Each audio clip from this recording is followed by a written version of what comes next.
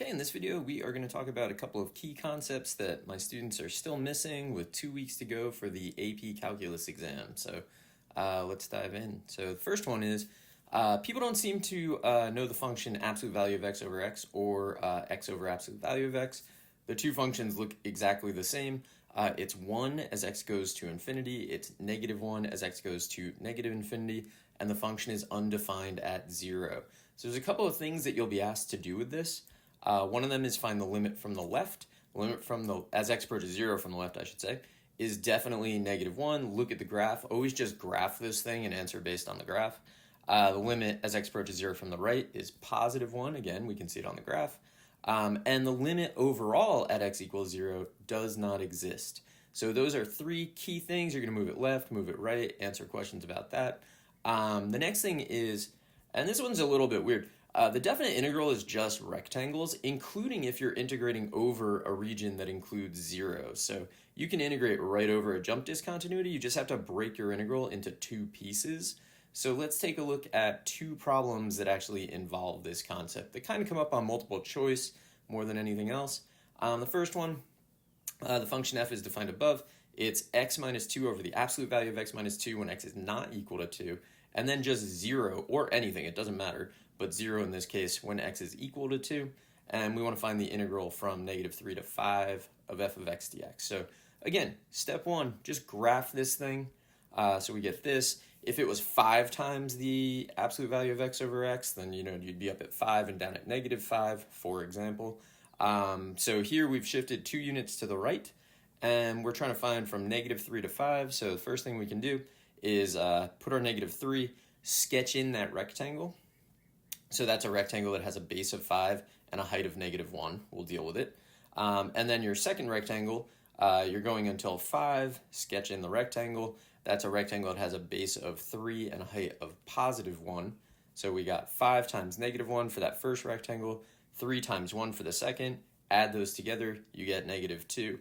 That's all there is to it. I think people get intimidated by the function that maybe they're not familiar with, or also maybe by, I don't know, the jump discontinuity, I guess, feels a little weird to integrate across. But again, you just break it up into separate integrals and deal with it. Next question. The limit as x approaches -3 from the left, absolute value of x plus 3 over x plus 3. If you know the graph, this question is just absolutely free points. Here's our graph. We've shifted it 3 units to the left, and now we're approaching -3 from the left, which looks like that. So from that, you can definitely see that the answer is just -1. So that's one concept that people have been struggling with a little. People have not asked me about this a lot, but I know that in the next 2 weeks they will. So I'm going to throw in this concept.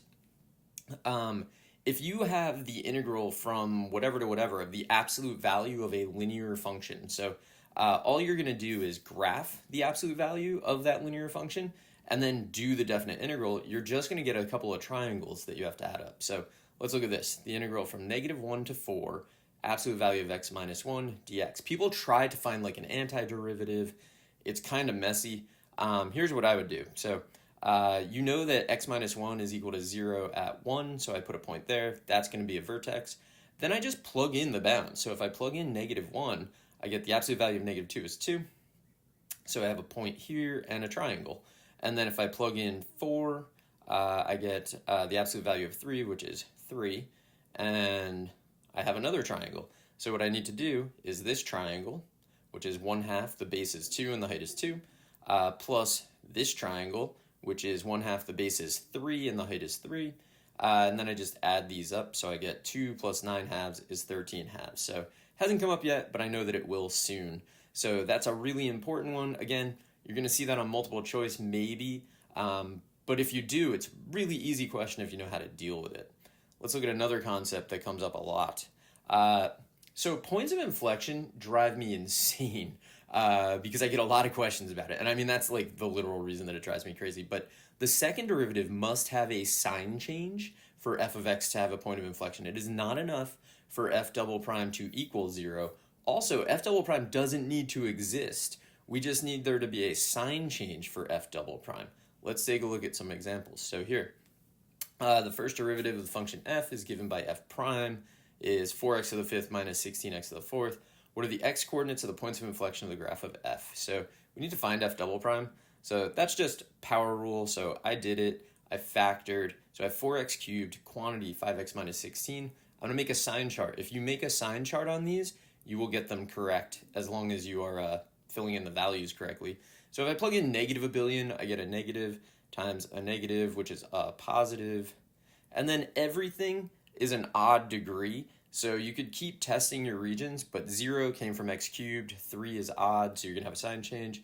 16/5 came from 5x minus 16, which has an exponent of 1, which is odd, so there'll be a sign change. So you can go through and do that. We see sign changes at 0 and at 16/5, so those are your points of inflection. Let's look at a similar problem where I've just changed the exponent a little bit. So what are the x coordinates? So again, we're going to find the second derivative. I'm going to factor it. I get 16x squared quantity x minus 3. When I do a sign chart for this, x squared is to the second degree, which means it's even. There's no sign change there. If I plug in negative a billion, I get a positive times a negative. So we're going to go negative. No sign change at 0 because x squared is second degree. And then at 3, that comes from x minus 3. Degree is 1. That's odd. Sign change. The only sign change is at 3. So there's a point of inflection at 3. There is not a point of inflection at 0. So be on the lookout for that. My students consistently get that wrong. I think they just find the zeros of the second derivative and they're like, oh, those are the points of inflection. Those are not the points of inflection. You have to have a sign change. So the next one, kind of related. This is more of a, well, I don't know. This could be multiple choice for sure. Free response, you run into this somewhat frequently. The continuous function f has first derivative shown below. And I just want to investigate points of inflection for this. So I'm going to go through and kind of highlight what's going on. So the first point of inflection that I can identify here is at x equals 1. Now my reasoning at x equals 1 is that f prime changes from increasing to decreasing there. That is an acceptable explanation on a free response for why there is a point of inflection for a continuous function. Notice here, f double prime does not exist. F prime is not continuous there. None of that matters. F prime changes increasing to decreasing, therefore there's a point of inflection on f. So that's the first one. The second one is a little bit more traditional. My justification for this, you could say that f prime goes from decreasing to increasing here. I prefer to say that f prime has a relative minimum there. My preferred explanation for points of inflection is actually always f prime has relative extrema, but as you can see at x equals 1, that explanation doesn't always work. Now, the other thing here that I want to highlight is this has come up on free response before, and it's always a little bit confusing. At x equals 6, there is not a point of inflection for f at x equals 6. F prime goes from increasing to constant. So that means that f double prime is going from positive to 0. That's not a sign change. So I've written that up here for you, but there is no point of inflection at x equals 6. You will sometimes see this on free response questions, and when you do, after the fact, everyone is really curious to discuss it. So that's what we're dealing with there. Another concept that I'm sometimes seeing come up, so this is summary, sorry, is forgetting to use the initial condition in a whole bunch of different contexts. So first we have the fundamental theorem of calculus just reorganized. So f of x is f of a, where you started, plus the integral from a to x, f prime of t dt. So I've written it as a function. That's an accumulation function. So you can use this in kind of two different ways. You can say that f of b, the place where you end up, is f of a, where you started, plus the integral from a to b, f prime of t dt. Okay, that's like the traditional way. That's going forward. You're starting somewhere and you're going forward.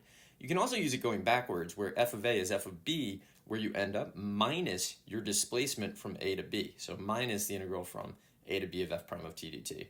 I have an example here. The real thing that people are forgetting is the initial condition. So in this example, we have a table of values. Tank contains 500 liters of oil at time t equals 10. You can read this if you want, but basically r of t is the rate of change, and we want to do a right Riemann sum to approximate the liters of oil in the tank at 25. So don't forget to use the 500 at t equals 10. So what I would do on this, if it's free response, is I would immediately write down 500 plus the integral from 10 to 25 of r of t dt is the value that we're looking for. And then we want to approximate it. So it's approximately 500 plus, it's a right Riemann sum. So 6 and then 30 and then 4 and 35 and then 5 and 20. And free response, you can actually leave this. Multiple choice, you would almost certainly need to choose the actual value, so you would simplify there.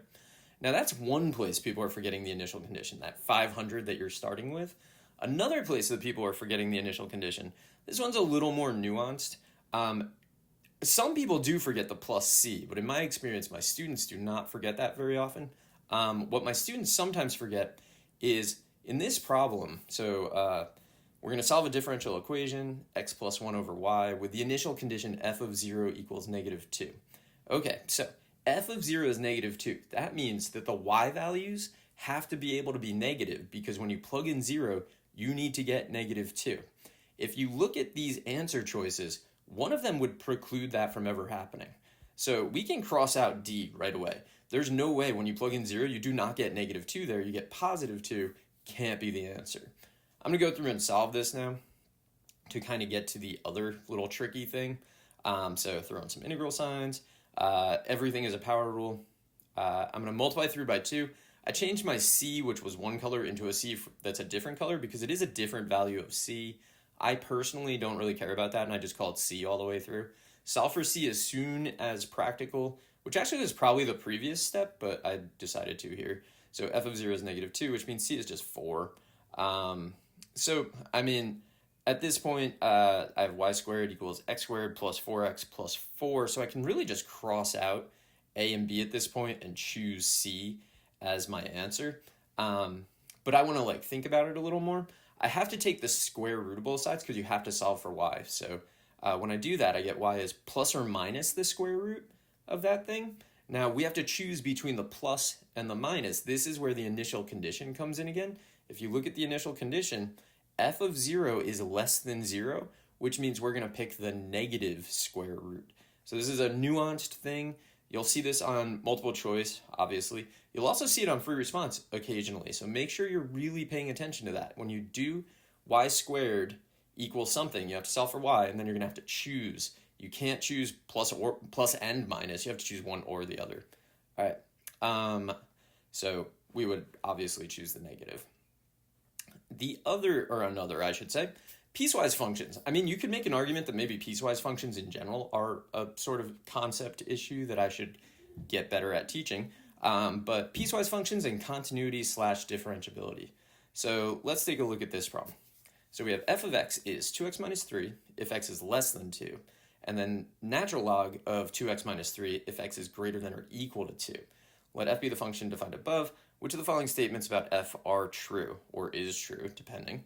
So the first one is the limit as x approaches 2 from the left equals the limit as x approaches 2 from the right. This we can just calculate. So 2 from the left means you're using x is less than 2, so that's 2x minus 3. You plug in 2 because that's a continuous function on its own domain, and you just get 1. All right. Then from the right, you use the natural log of 2x minus 3.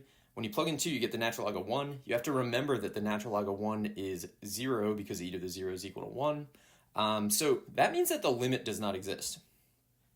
If the limit doesn't exist, that means that the function is not continuous at that value. If a function is not continuous at a value, it cannot be differentiable at that value. So since we're not continuous at 2, we cannot be differentiable at 2, which means we can wipe out 3 right away.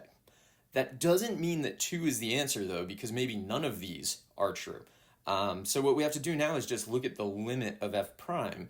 So I'm going to just take the derivative of each branch. So f prime of x is the derivative of 2x minus 3 is just 2. So it's 2 when x is less than 2. Now the derivative of the natural log of 2x minus 3 is 2 over 2x minus 3 by the chain rule. And then we're going to say this is only true for x greater than 2 because we already have decided this thing can't be differentiable. But it doesn't mean that the limit can't exist, right? So now what we have to do is the limit as x approaches 2 from the left and the right of f prime. So from the left, it's always 2, so obviously you get 2. From the right, you're taking the limit as x approaches 2 from the right of 2 over 2x minus 3. When you plug in 2 there, you actually do get 2 over 1, which is 2. So the limit is, in fact, equal from the left and the right. So not differentiable. Almost all of my students, I think, chose differentiable. They chose like 2 and 3, I think. But actually, 1 not being true immediately bumped out 3. So that is a really good example of where continuity Continuity does not imply differentiability, but not continuous does imply not differentiable. So keep that in mind. All right, I got another one that's like this. So we have f of x is 3x plus 5 when x is less than -1, and then negative x squared plus 3 when x is greater than or equal to -1. If f is the function defined above, then f prime of -1 is. All right, so this is like a multiple choice type thing. The first thing I would look at is this function continuous at -1? Because if this is not continuous at -1, f prime of -1 cannot exist, and we can just move on. So for continuity, we need the limit from the left, the limit from the right, and the value of the function. In this case, they are all equal to 2, which means this is continuous at -1.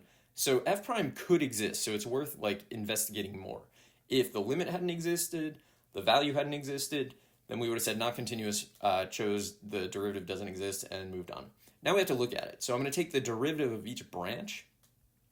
So 3x plus 5 just gives 3. That's when x is less than -1. Now what I always do when I do this is I just wipe out all the equality parts. So I'll leave less than or greater than, but I will never write or equal to until I've done all my investigation. So negative x squared plus 3 gives just negative 2x, and that's going to be when x is greater than -1, because I don't know if I should include -1, and if I did, I don't know where to include it. So now let's take a look at these limits. So for Calc AB, Calc BC, what I'm about to do is really enough work. So the limit from the left, I don't know why I'm writing that out. The limit from the left is going to be, it's always 3. If you're to the left of -1, you just get 3, so obviously. The limit from the right is going to be positive 2, right? Because to the right of -1, you get negative 2x. Negative 2x at -1 is negative 2 times -1, so 2. So in Calc A, B, and BC, this is enough. Just say f prime of -1 does not exist. If you want to look at it a bit more, you actually can try to graph f of x by hand. It's really not that bad, except it's a little bit weird, right? So I've graphed 3x plus 5. In my opinion, that's what 3x plus 5 looks like. We know that this is going to be my graph of f of x. So this has a slope of 3. Now, I have figured out that the slope of negative x squared plus 3 is positive 2 rather at x equals -1. So what I'm going to do is just kind of like sketch in a tangent line for it. So this is the tangent to negative x squared plus 3 at -1. And you can see that graph would definitely not be differentiable at -1. But I'm going to try to like sketch this in. I found that very difficult to graph. What I think is easier to graph and to see is the derivative, right? So if I just sketch f prime is going to look sort of vaguely like this. It's always 3 to the left of -1, and then to the right of -1, we just get the graph of negative 2x. So you're at -1, 2, and then you go through 0, 0. You can see there f prime is not going to exist at -1. So f prime of -1 does not exist. That was a lot of discussion of that. And then I have one more concept. It's not really a big deal, except people are either over or underthinking this. I'm not really sure which. It's the concept of relative growth rates. So this comes up every once in a while. I view these as L'Hopital's problems, but like L'Hopital's problems where you don't want to do the work, basically. So which of the following has a limit of 0 as x increases without bound? Basically, you're trying to answer here, which function grows faster? Because if it's the numerator, you're not going to get a limit of 0. You're going to get a limit of probably, well, definitely infinity. And if it's the denominator, you will get a limit of 0. So we have to just investigate that.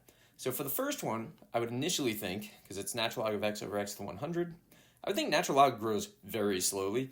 It's going to get crushed by x to the 100. This definitely has a limit of 0. But if you want to kind of L'Hopital's this, I'm just going to do it once. I get 1 over x, and then over 100x to the 99, which becomes 1 over 100x to the 100. Now let x go to infinity. Clearly you're getting 0, right? So this is a definite. The next one, you have e to the x over natural log of x. Natural log of x is slow. E to the x is pretty much well known for being a very fast growing function. So we have a fast function divided by a slow function. The fast function is definitely going to win. This definitely goes to infinity, but crucially not to 0. If you want to L'Hopital's this once, you get e to the x over 1 over x, which when you simplify it is x e to the x, and now if x goes to infinity, it's like out of control fast. So this definitely does not go to 0. And then finally, you have x to the 100, which grows pretty fast. over e to the x, which grows incredibly fast. So this is definitely going to go to 0. The thing is, so e to the x is growing really fast. You could think your way through using L'Hopital's on this. You don't really have to, but if you just think about it, you're going to use the power rule on the numerator over and over and over again because you're going to keep getting infinity over infinity when you try to take the limit. So eventually, you will have used the power rule enough that the derivatives of the numerator go to 0, right? Eventually, you're going to have like 100 factorial x to the first, and then the next one is 100 factorial, then the next derivative is 0. So eventually, the derivatives of the numerator go to 0, as opposed to the derivative of e to the x is always e to the x. It's always just going to be in there in the denominator. So you're going to eventually get 0 over e to the x, which is 0. So you are going to get 0 like thinking it through. But nobody would expect you to use L'Hopital's that many times. They want you to think about it. And in AP, we call that relative growth rates. I prefer to think of it as just thinking through L'Hopital's rule. All right, so 2 weeks to go. These are some concepts that people are still screwing up a little bit. I hope this was helpful, and good luck.